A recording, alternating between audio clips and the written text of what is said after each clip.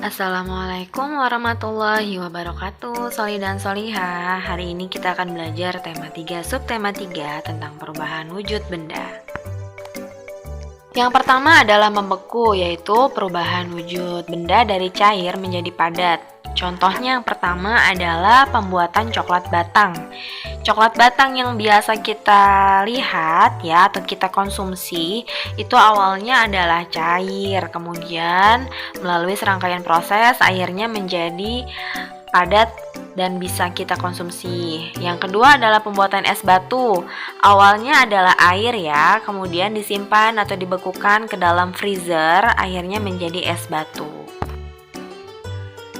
Kebalikan dari membeku adalah mencair. Mencair artinya perubahan wujud benda dari yang awalnya padat menjadi cair. Contohnya ada dalam gambar. Gambar yang pertama yaitu lilin yang dipanaskan. Yang kedua adalah es krim yang ada di udara terbuka.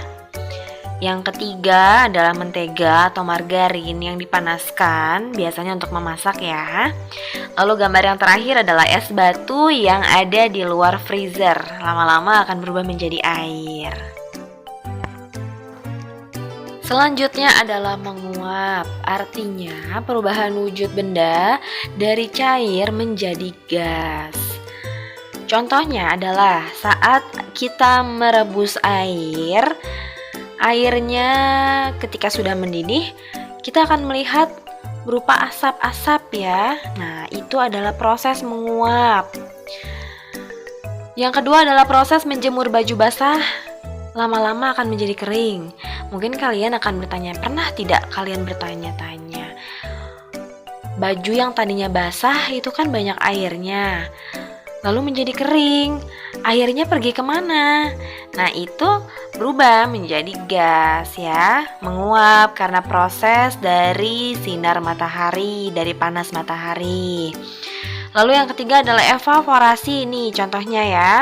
Apa sih evaporasi?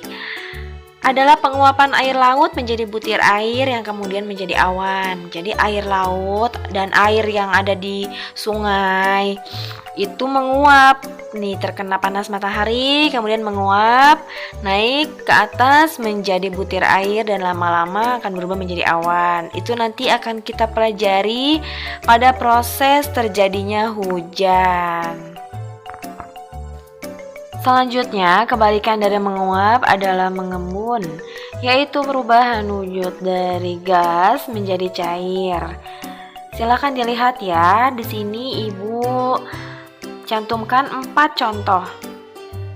Gambar yang pertama itu adalah butir air di kaca saat hujan. Pernah kan kalian melihatnya? Coba perhatikan, saat hujan di kaca kalian itu akan ada embunnya ya, butir-butir air.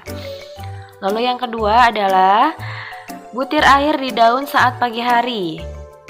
Ini bisa dibuktikan jika pada malam harinya tidak hujan ya. Maka pagi-paginya kalian lihat keluar, lihat di daun yang ada di sekitar rumah kalian itu akan ada butir-butir airnya. Kecuali jika malamnya hujan ya, itu bukan embun. Lalu yang ketiga adalah butir air di gelas yang berisi air dingin. Saat kalian mengisi gelas dengan air dingin, maka di luar gelasnya, di luar permukaan gelasnya akan ada butir-butir air. Nah, itu juga peristiwa mengembun. Lalu yang keempat, ada kaca yang beruap saat kita hembuskan napas. Itu ya, maka bisa kalian lihat itu ya di gambar. Kalian bisa praktekkan sendiri di rumah. Yang selanjutnya adalah menyublim, yaitu perubahan wujud benda dari padat menjadi gas.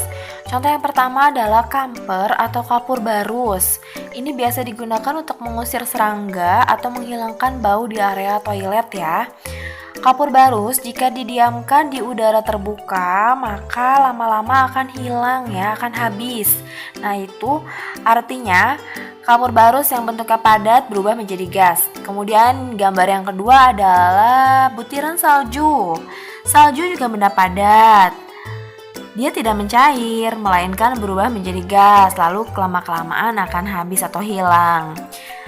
Nah, salju itu jika dilihat dengan bantuan mikroskop atau alat pembesar lainnya, itu bentuknya seperti itu ya, di gambar nomor 2. Indah bukan?